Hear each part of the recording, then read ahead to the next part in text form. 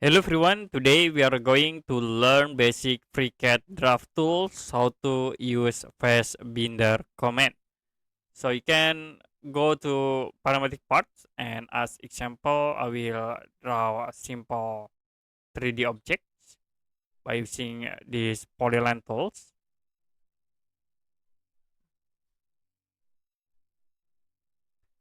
And the next, use path tools to convert into 3D.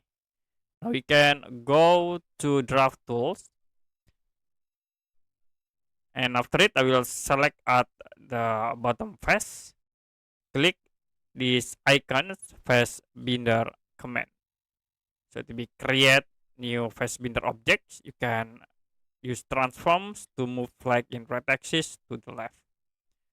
So this is for the Facebinder objects. And if you change for the sketch from this path object, like I will set for the dimension to here and click close, the Facebinder will be automatically changed, follow the change of the sketch object. So you can double click again to edit, and I will move into here, click close. The objects of the Facebinder will be automatically follow the sketch objects. So if you want to unlink, you can double click on Facebinder and then remove the Facebinder element. Click OK. Now at this point you also can extrude by going to the part tools and then click the extrude tools to extrude the objects. Click OK to apply.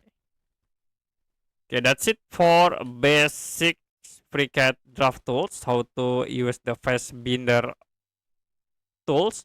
If you have any question about tutorial, you can comment below this video.